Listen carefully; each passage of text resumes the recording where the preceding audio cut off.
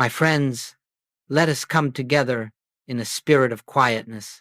Let us come with no desire to change the world, no attempt to rearrange outer circumstances, but simply with a willingness to listen deeply, silently to the presence that is always here. For the spiritual life does not begin in words, in books, or in human reasoning.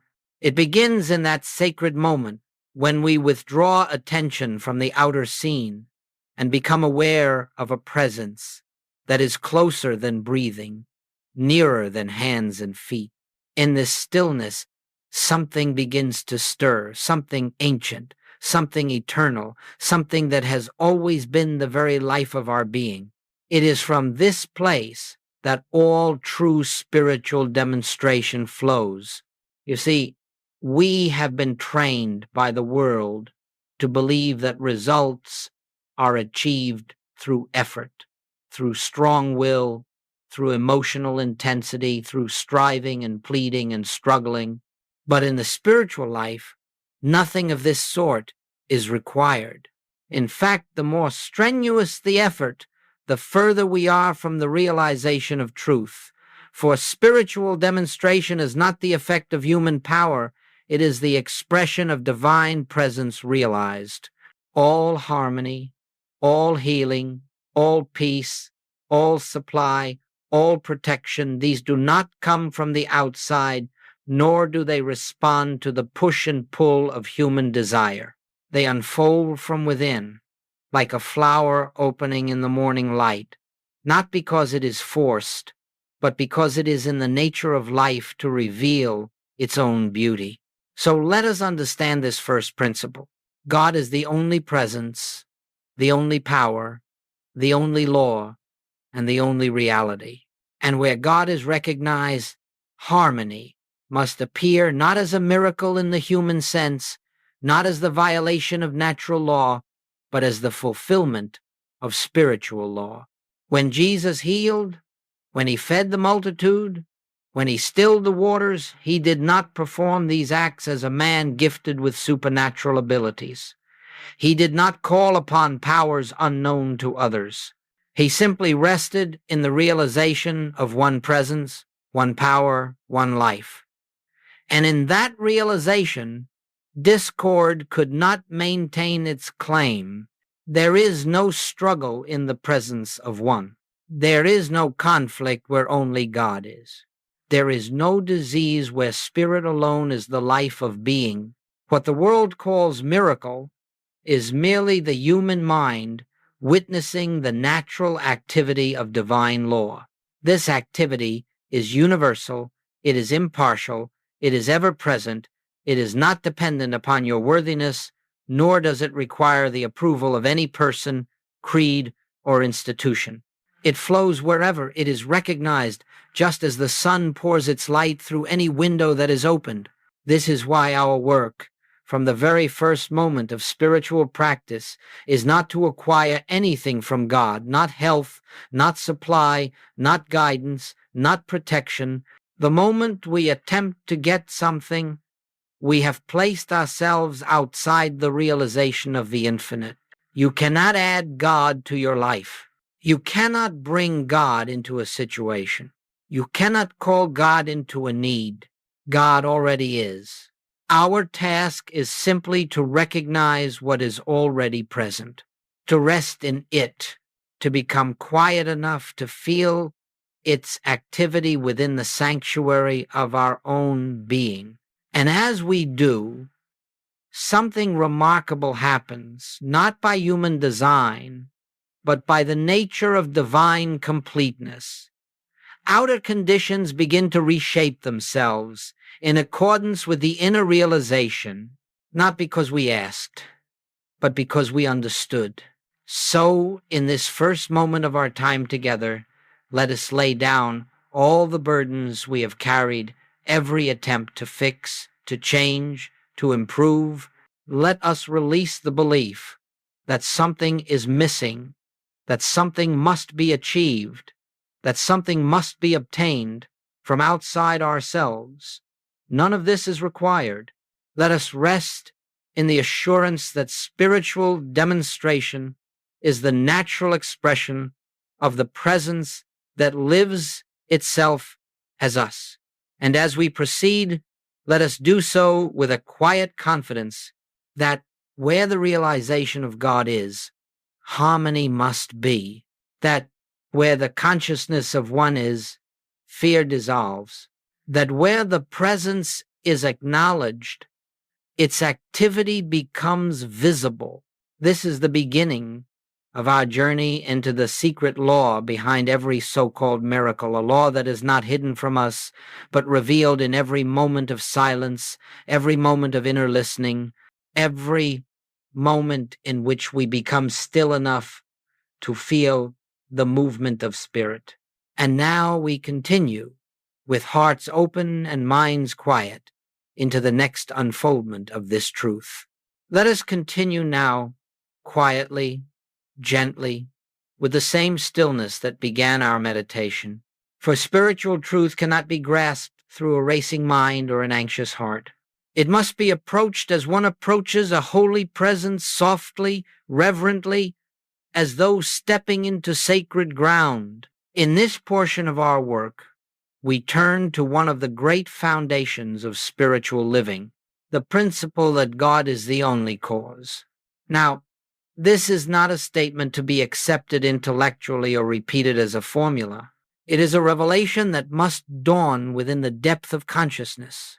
For when the truth of it is realized, even for a moment, the entire structure of fear begins to dissolve.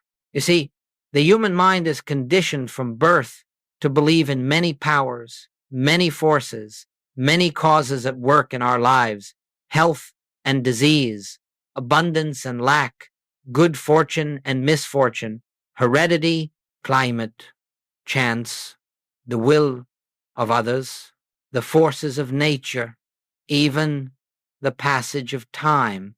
But none of these, absolutely none of these, has any spiritual power. There is only one cause, and that cause is God. When you let this principle sink deeply into your awareness, not as an idea, but as an inner realization, you begin to experience a freedom that the world cannot give. You begin to see that nothing external can enter your life to enrich it, and nothing external can diminish it. For there is no external, there is only God, expressed as individual being. Goldsmith would often put it this way: all that God is, you are. All that God has is yours, not by attainment, but by inheritance. The activity of God as your consciousness is the only law operating in your experience. Let this be clear. God does not stand outside your life, governing it from afar. God is not a being who sends blessings or withholds them. God is not the cause of good events, while something else is the cause of adversity. God is not one of many powers. God is the one power. Therefore, the moment you accept two powers, even subtly, you step out of the Christ consciousness and into the realm of fear. The belief in two powers is the root of all discord. It is the foundation of anxiety. It is the parent of suffering. For if there are two powers, at any moment one of them may act against you. But in the realization of one, fear has no ground on which to stand. Think for a moment. If God is the only cause, then what is the cause of disease? What is the cause of lack? What is the cause of conflict or confusion? These are not effects produced by a real power. They arise from a belief, a mental image accepted as reality by the human mind. They have no spiritual law to sustain them. They have no source in God. They have no permanence, no authority, no substance. They are shadows, nothing more. To attempt to fight them, resist them, or correct them is to grant them a reality they do not possess. This is why Jesus never struggled with conditions. He never treated disease as a substance, lack as a force, or fear as an entity. He simply recognized the truth that God alone is cause, and everything unlike God has no actual existence in the realm of spirit. And so, harmony appeared not because he made it happen, but because his consciousness allowed nothing else. Now, this principle does not deny that human beings may experience pain, suffering, or lack. It does not require you to pretend that your difficulties don't exist. What it does ask is this: do not look to the problem for its cause. Do not try to correct the effect. Do not attempt to manipulate conditions. Turn instead to the source. Turn within. For God is the only cause, and therefore God is the cause of all true being, all harmony, all completeness, all joy. When we rest in this recognition, when we withdraw attention from secondary causes and behold one, the appearance begins to shift, not by our effort, but by the law of our being. Think of a lamp surrounded by shadows. You need not chase the shadows, nor do you need to fight them. Simply light the lamp. The shadows dissolve of their own accord, for they were never something in themselves. So it is with the appearances of discord. They vanish in the presence of realized truth. And so, as we begin the deeper portion of this spiritual journey, let us carry this principle in our hearts. There is one cause, one presence, one power, one life, and that one is God, forever expressing itself in and as the individual. Nothing external can add to that. Nothing external can subtract from it. Your life is governed not by persons, conditions, or circumstances, but by the infinite that formed you of its own substance. As we continue into the next section of our unfolding, we will see how Jesus lived this truth, how he worked with it, and how this same consciousness becomes the foundation of all spiritual demonstration. Let us now turn our attention to the Master Jesus, whose life was the purest demonstration of the truth we have been contemplating. For Jesus did not come merely to perform wonders, nor to establish doctrines, nor to create a new religion. He came to reveal the nature of God as the very essence of individual being, and to show how this realization operates as harmony, healing, and freedom. When Jesus walked the earth, he did so with a singular consciousness.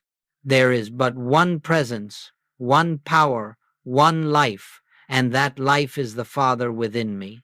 He lived in the uninterrupted awareness of God as the only cause, and in that awareness, nothing unlike God could maintain itself.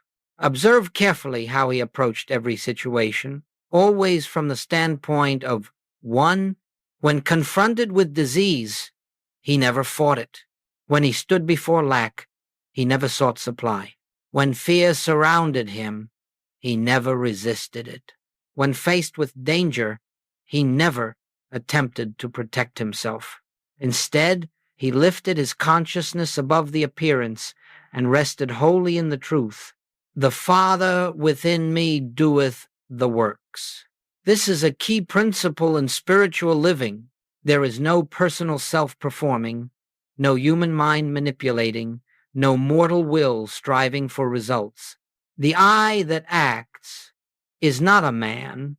It is the infinite expressing itself as individual consciousness. And this is why Jesus could say, with utter simplicity, I can of mine own self do nothing. He recognized the nothingness of personal selfhood and the allness of God.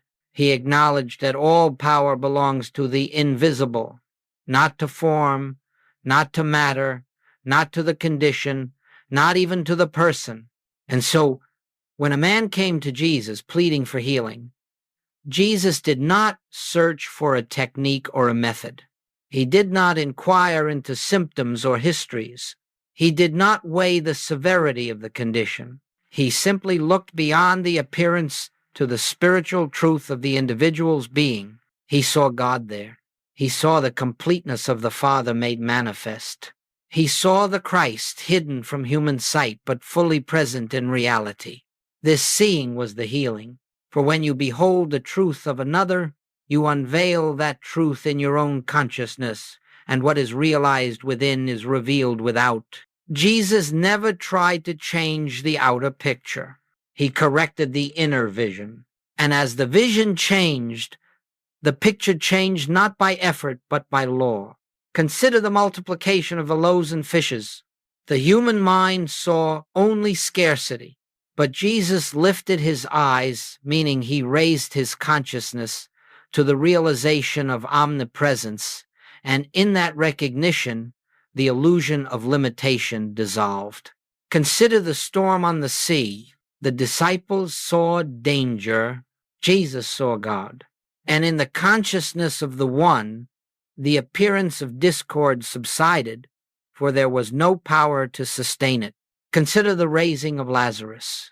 Others saw death as a power. Jesus saw only life as the substance and law of being. His declaration, "I am the resurrection and the life," was not an affirmation of personal capacity. It was the recognition of divine activity present in that very moment. In every instance, his approach was the same. Lift consciousness above the appearance into the truth of God's allness, and let that truth reveal itself as harmony. There is no magic in this. There is no favoritism. There is no supernatural intervention. There is only the functioning of spiritual law. Now, it is important to understand that Jesus never intended to be worshipped as an exception. He came as an example. He came to show that what he did, we also may do, not through personal power, but through the same realization of the one. "The Father within me doeth the works" is not a statement about Jesus alone. It is the spiritual truth of every individual. The difference is not in the presence, but in the degree of realization. And so, as we study how Jesus worked with the law, we are not learning how to imitate acts. We are learning how to enter the consciousness from which those acts flowed. The Master lived in constant recognition of one presence, one power, one cause, one life, one selfhood, one law, and wherever the consciousness of one is, harmony must appear, for there is nothing to oppose it. In our next unfolding, we will look more deeply at how this recognition enables us to see through the world of appearances the foundation of Christ's consciousness and the essence of spiritual healing. Let us go deeper now, quietly, without hurry, for this next step is one of the most essential in all spiritual unfoldment. It is the very heart of the Christ message and the living center of every spiritual demonstration in the infinite way. We have spoken of God as the only cause, the only law, the only presence. Now we must understand how this truth operates through our consciousness and how it dissolves the illusion of discord, limitation, and fear. The Master said, "Judge not according to appearances." In those few words, he revealed the key to spiritual vision. For every discord, every condition of lack, every form of disease, every moment of fear is nothing more than an appearance, a mental picture arising from the world belief in separation. It is not the reality of God's creation, nor does it have spiritual substance, power, or law to sustain it. To the human sense, this world of appearances seems solid, authoritative, and unyielding, but to the spiritual consciousness, it is as transient as a shadow cast by a passing cloud. The appearance is not the reality. The reality is always God expressing itself as wholeness, harmony, and perfection. This is why Jesus could look upon the sick, the sinful, the poor, the fearful, and behold something entirely different from what the world was seeing. He did not accept the picture presented to the senses. He saw through it, saw beyond it, into the invisible truth of being, and that seeing itself was the healing. Not the words, not the touch, not the act, but the seeing. For Christ's consciousness is the capacity to behold God where the human mind perceives imperfection. It is the inner knowing that rejects the testimony of the senses and abides steadfastly in the realization of the one presence. Now, this is not accomplished by effort. We do not force ourselves to believe something different from what we observe. We do not mentally declare perfection over imperfection, nor do we attempt to superimpose a spiritual truth upon a physical picture. Such practices merely engage the human mind, and the human mind cannot perceive spirit. Seeing through appearance is an act of grace, an inner shift of vision, a quiet recognition of the invisible. It is a spiritual discernment that comes when the mind grows still enough to let the presence reveal itself. You see, when you look at a person or a condition with the human sense of sight, you behold only form, flesh, behavior, circumstances, symptoms. But when the inner eye opens, the single eye of spiritual vision, you behold the Christ, the real identity, untouched by appearance, and as you behold that truth, you bear witness to God's activity, and the appearance begins to yield. Not because you fought it, not because you demanded its change, but because you saw through it. To see through appearance is to stand in the realization that nothing exists apart from God. It is to know that every individual is the expression of the one life.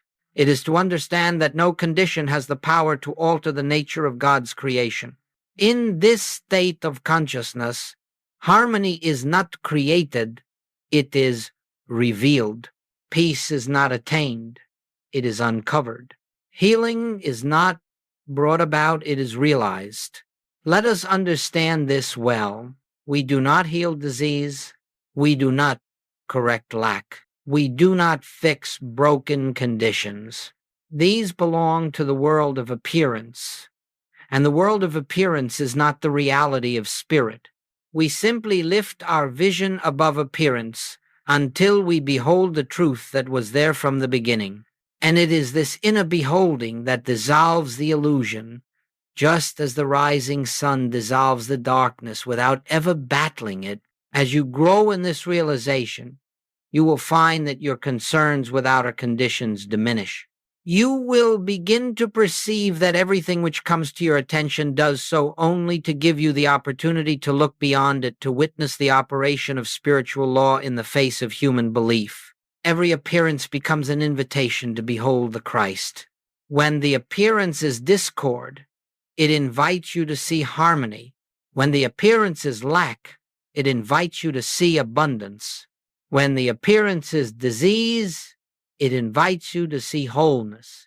When the appearance is fear, it invites you to see the presence that casts out fear. And when the appearance is sin, it invites you to see innocence, the purity of God expressed as individual being. The miracle occurs not when outward conditions change, but when we are no longer hypnotized by appearance, when we behold the invisible reality that was always present. This is the essence of Christ consciousness. This is the secret behind spiritual demonstration. This is the foundation upon which Jesus built his entire ministry. And in our next unfolding, we will explore how to enter the inner stillness from which this vision becomes possible, how to quiet the mind, open the heart, and let the presence reveal itself without effort. Let us move gently now into the heart of our practice, the sacred work of entering inner stillness. For all the principles we have spoken of thus far, one presence, one power, the unreality of appearance, the Christ vision, are known only in silence. They are not apprehended through thinking, nor through study, nor through argument. They are revealed in quietness. You will notice that every great spiritual teacher, every prophet, every mystic, every enlightened soul has spoken of the necessity of silence, not the silence that is merely the absence of sound, but the silence that is the absence of mental activity, the stillness in which the ego loses its voice and the spirit gains its hearing. This silence is not something you create. It is something you sink into. It is already here, beneath the noise of thought, beneath the turbulence of emotion, beneath the agitation of the human mind. It is your natural state, your spiritual home, the abiding place of the presence. Goldsmith would often say, "Be still and let the presence announce itself." And this is the essence of the infinite way meditation. Not a doing, but an allowing. Not a seeking, but a resting. Not an effort to reach God, but an openness to let God reveal himself as your very being. Let us understand this clearly. There is no technique that brings God closer, for God is already the life of your life, the mind of your mind, the breath of your breath. The purpose of meditation is not to draw God near, but to remove the veil of mental noise that prevents you from feeling what is eternally present. So, when you enter stillness, do not begin by asking for anything. Do not attempt to solve a problem. Do not attempt to get guidance, healing, or supply. The moment you attempt to get something, the mind becomes active, and you remain at the surface of consciousness. Instead, come as you are, quietly, humbly, without ambition, without desire, simply to rest in the presence. You may begin by closing your eyes, letting the world fade from your senses, breathing gently, without effort, and turning your attention inward. You are not trying to think of God. You are not trying to visualize God. You are not trying to repeat sacred words. All of these keep the mind active. Instead, you simply become receptive to the invisible. If thoughts arise and they will, do not fight them, do not chase them away. Let them come, let them go, like clouds passing across the sky. Your task is not to resist thought, but to stop following it. And in that gentle refusal to follow thought, a space opens. A stillness is felt. A presence begins to stir, not as a sensation, not as an emotion, but as a subtle awareness of peace. Perhaps you cannot describe it.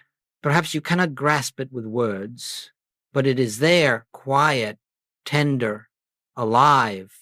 When this stillness begins to overshadow the mind, when the inner atmosphere becomes peaceful and light, know that the presence is announcing itself. Now, do not attempt to hold it.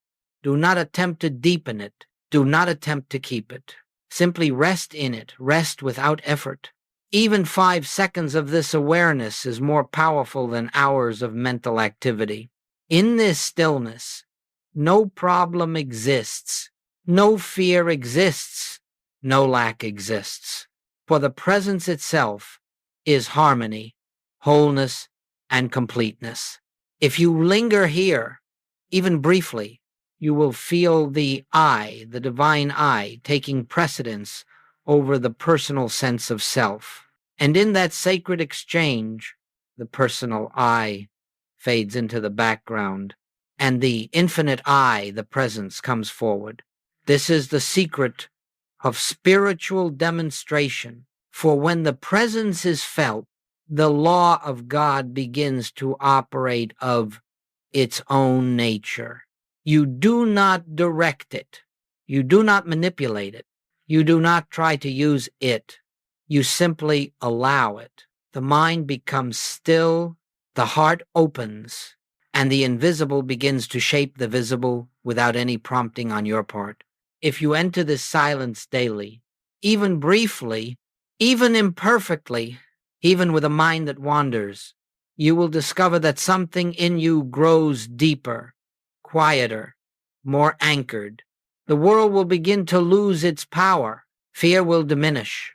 The sense of separation will dissolve, and the presence will become the unnoticed companion of every moment.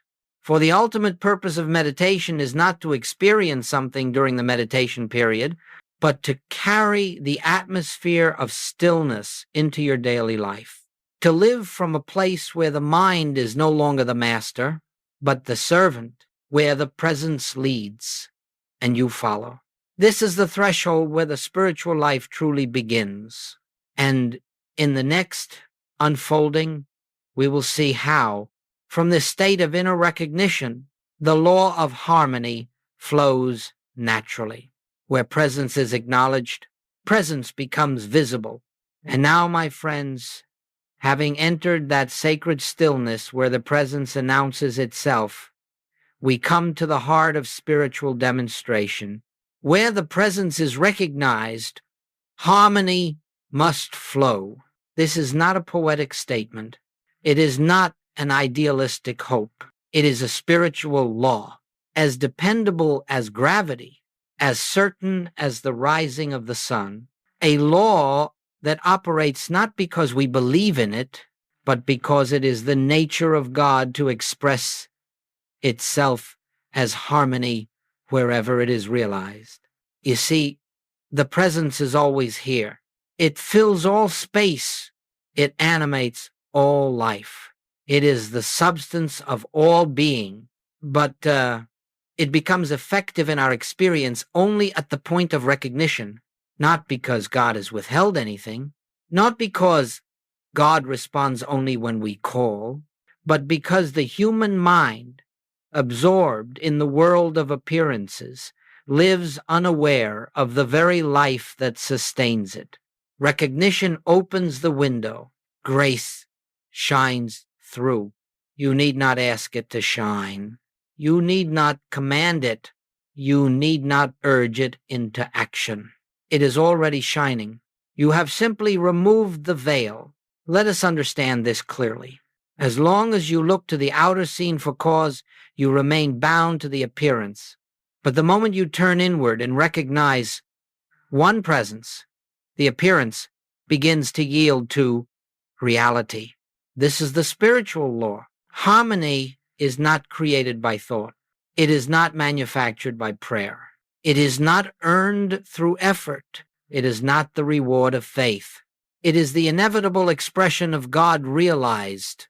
Imagine for a moment a room that has been dark for years. You do not fight the darkness. You do not wrestle with it. You do not reason with it. You do not pray it away. You simply open the blinds. The light enters not because you forced it, but because light is the nature of the sun, so it is with spiritual harmony.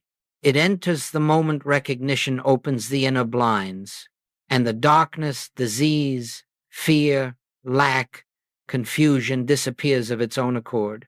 You did not conquer it. You did not overpower it. You did not heal it. It simply could not remain in the presence of light. This is why Jesus never spoke of healing in the sense we understand it.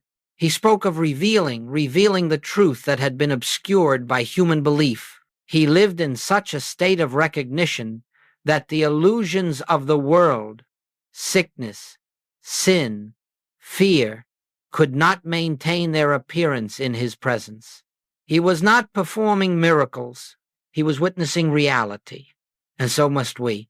For when we rest in inner stillness, when the personal self is quiet, when the mind is open, something remarkable begins to happen.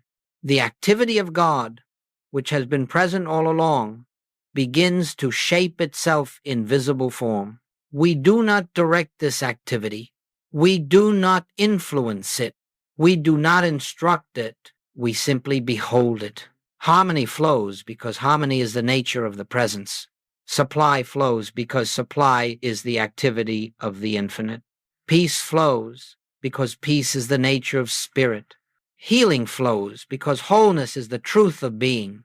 Guidance flows because divine intelligence is the mind of every individual life. None of these are added to you. They are revealed through you. And yet, let us be very clear. This revelation does not take place because you have uttered a sacred phrase, or because you have repeated a truth with conviction, or because you have summoned emotional intensity. It takes place because you have entered the stillness in which God is allowed to be God. Where the presence is recognized, it manifests. Where it is unrecognized, it remains invisible, not absent, but unnoticed. Therefore, the entire secret of spiritual living is the cultivation of recognition, moment by moment, situation by situation, until the presence becomes the atmosphere in which you think, the ground upon which you walk, the life through which you live. And in that atmosphere, you will discover that things you once struggled with begin to resolve without effort. The people you feared begin to soften. Conditions you dreaded begin to shift. The burdens you carried begin to fall away, not because you have changed the world, but because you have changed your vision, not because you have influenced the outer, but because you have recognized the inner. Harmony flows not from action, but from awareness, not from doing, but from being. This is the great mystery of the spiritual path. God acts through recognition, and recognition reveals harmony as the natural state of existence. In our next unfolding, we will see how this law can be applied in daily experiences, how we can walk through life with a quiet assurance that the presence goes before us, preparing the way, dissolving every appearance of discord before we meet it. Let us move gently into the practical aspect of our journey, not the practice of manipulating life, not the practice of fixing conditions, but the practice of recognition in the midst of ordinary human experience. For if the presence is truly infinite, if it is the substance, the law, and the life of all being, then it must be as present at the kitchen sink as in meditation, as present when paying bills as when reading scripture, as present in conflict as in solitude. The spiritual life is not lived apart from daily experience. Daily experience becomes the temple in which the spiritual life is realized. Now, how do we proceed? Very quietly, very simply. We begin by withdrawing our dependence from anything external, not by abandoning our responsibilities, nor by ignoring the world, but by ceasing to look to persons, conditions, circumstances, or objects for what can come only from God. The moment we expect something from the outer, security, love, supply, peace, we have stepped away from the infinite and placed our trust in the finite. And so the first step is the recognition there is no external source of good. God alone is the source, and God is within. Carry this recognition with you as you move through your day. When fear appears, you do not argue with it. You do not try to overcome it. You do not analyze it. You simply turn inward for a moment and remember, God is the only presence. Fear has no power because there is no power apart from God. And then you grow still, resting in that presence until the sense of fear begins to dissolve. It dissolves not because you conquered it, but because it has no law to sustain it. When lack or financial worry appears, do not try to think your way out. Do not rehearse possible solutions. Do not panic. Pause, turn within, become aware of the invisible. God is the substance of all form. There is no reality in lack, only the appearance. You rest in this knowing, not trying to produce supply, but remembering that supply is already flowing from the infinite as your life. And little by little, the fear begins to fade, replaced by a quiet assurance that the presence is fulfilling itself. Then often, without your intervention, opportunities open, needs are met, the way becomes clear. Not because you planned, but because you recognized. When you encounter difficult people, You do not attempt to change them. You do not resist, argue, or correct. Instead, remember, the Christ is the true identity of every individual. I will behold the Christ here, even if the human appearance suggests otherwise. And as you rest in that vision, the atmosphere shifts, perhaps not instantly, but inevitably, for no illusion can withstand the gaze of spiritual recognition. Often the outer relationship softens, or resolves, or simply ceases to trouble you. When the body presents discomfort or disease, again, you do not fight the condition. You do not engage in mental struggle. You do not demand healing. You withdraw inwardly and silently. Acknowledge there is one life, and that life is God. It is the life of this body. It is whole, complete, perfect. The appearance does not touch reality. You rest. You listen. You allow the presence to reveal itself. Healing then becomes an unveiling, not an achievement. It is the natural activity of divine life realized. When confusion, indecision, or lack of direction arises, become still. Do not force answers. Do not strain for clarity. Simply remember, God is the intelligence of my being. The solution already exists in consciousness. Then wait, quietly, receptively, and the way forward will reveal itself in its own time, not as a mental conclusion, but as an inner knowing, a gentle prompting, a sense of rightness. When the mind becomes agitated, busy, or overwhelmed, do not attempt to discipline it through force. Simply step back inwardly and remember, I of myself do nothing. The presence within is the activity of my mind. In that instant, even a moment of silence, the agitation begins to lose its hold, for the presence does not remove problems. It removes the false sense of self that believes it must solve them, the secret of daily practice. Little by little, you will discover that every circumstance of life becomes an invitation to turn inward, not to escape the world, but to see the world through spiritual vision. Every appearance becomes an opportunity to witness the law at work. Fear invites recognition of love. Lack invites recognition of substance. Discord invites recognition of peace. Illusion invites recognition of reality. And each time you choose recognition over reaction, you strengthen the atmosphere of your consciousness until you begin to walk through the world with a quiet inner knowing. The presence goes before me. The presence surrounds me. The presence is my life, my supply, my safety, my peace. This is not imagination. It is not wishful thinking. It is not autosuggestion. It is the truth. And as you live from it, your experience becomes aligned with it. In our next unfolding, we will take this one step deeper into the very heart of spiritual power, where we learn that the personal self has no role and that all demonstration is the activity of God alone.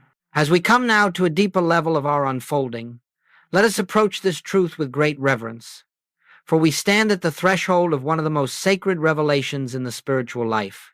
The world is filled with teachings about power, personal power, mental power, emotional power, willpower, psychic power, and in the pursuit of these, many have wandered far from the simplicity of the spiritual path, for in the realm of spirit, there is no personal power. There is no you who heals, no you who manifests, no you who commands spiritual forces. There is only God. And when this is understood, not merely as a statement, but as an inner realization, the entire burden of life drops away, You see, all suffering arises from the sense that I, as a personal self, must do something. I must solve the problem. I must create the supply. I must make right decisions. I must heal the body. I must protect myself. I must secure my future. This is the great weariness of the human condition. It is the cause of fear, frustration, anxiety, and struggle. But all of this is built upon an illusion. The illusion that there is a selfhood apart from God, a selfhood with responsibilities, burdens, and powers of its own. Spiritual awakening begins the moment this illusion is seen through. Jesus expressed it perfectly. I can of mine own self do nothing. He did not say this in humility. He said it in truth. He spoke from the clear realization that the personal I is not the actor, not the healer, not the provider, not the source. The Father within, the presence, the infinite, the one, is the only doer. This is the true meaning of spiritual power. Spiritual power is not something you acquire. It is not something you develop. It is not something you wield. Spiritual power is the activity of God expressing itself when the personal sense of I becomes silent. Imagine an electric lamp. The lamp does not produce the light. It does not generate it, invent it, or control it. It simply stands still, open, unobstructed, allowing the current to flow. The lamp does nothing but yield. So it is with you. Spiritual power flows only when the personal self yields, when you stop trying to make something happen and rest in the realization that God already is the life and law of your being. This yielding is not passive. It is not resignation. It is not fatalism. It is the highest form of spiritual activity. It is the recognition of the one presence in place of the many appearances. And the moment you yield the human sense of self, you become a transparency for the divine. This is why Goldsmith spoke so often of impersonalizing both good and evil. If you believe that good comes from you or that evil can act upon you, you have accepted a universe of many powers. And in a universe of many powers, there can be no true peace. But in the universe of one, there is nothing to fear, nothing to resist, nothing to overcome. Spiritual power is the activity of this one, invisible, silent, effortless, yet more real than anything the world can offer. Now, let us make this practical. When you are faced with a problem in body, in finances, in relationships, in work, do not attempt to bring spiritual power to the problem. Spiritual power does not act on conditions. Spiritual power acts in spite of conditions. This means that you take your attention off the problem entirely and turn within to the presence. You become still. You listen. You wait.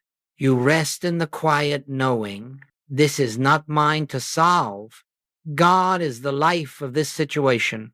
The presence is already the fulfillment. I yield. And as you yield, the false sense of responsibility falls away, the mental noise quiets, and the presence begins.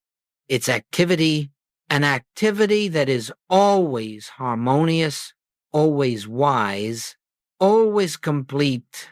You do not direct this activity. You do not try to shape it. You do not attempt to define the outcome. You stand still. You behold. You let. This is the secret of spiritual mastery. This is why the great mystics lived lives of extraordinary peace amidst worldly challenges. They knew that God is the only power and that the personal self has no role but to yield. This is the true meaning of Christ consciousness. The recognition that the I that lives you is not the mortal sense of self, but the infinite I, the presence that never slumbers, never falters, and never fails.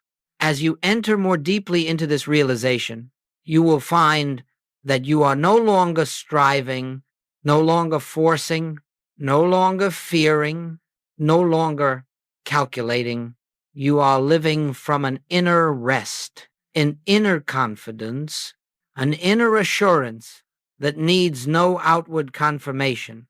For the presence itself becomes the activity of your mind, the strength of your body, the order of your affairs, the peace of your heart.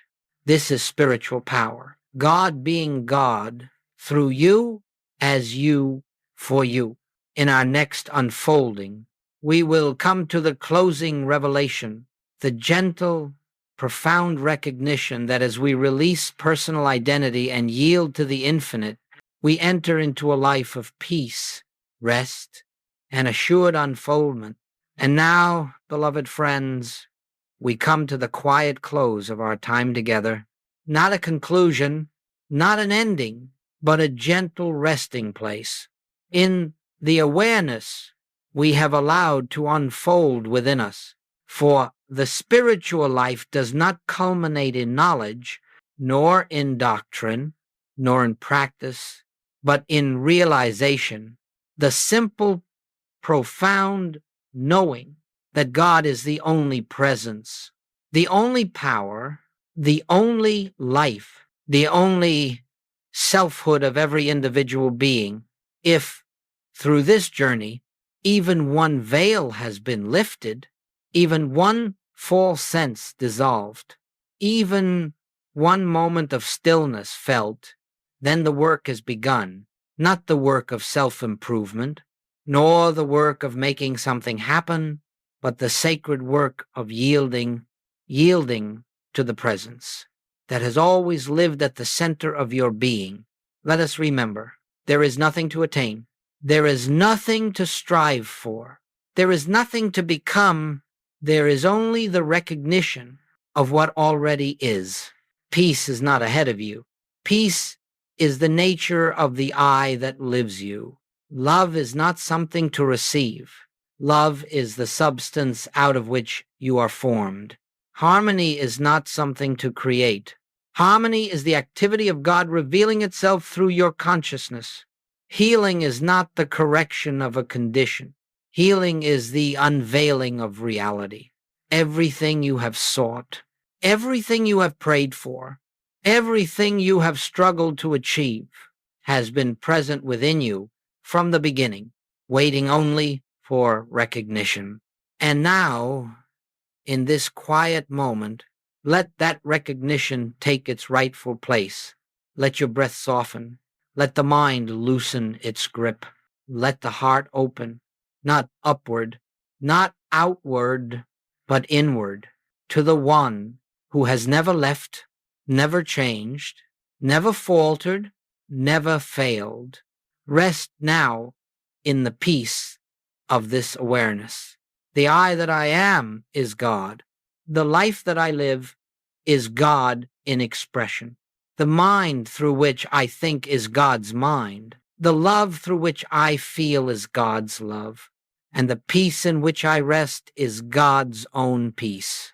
Let this truth settle not as a thought, not as a belief, but as a presence.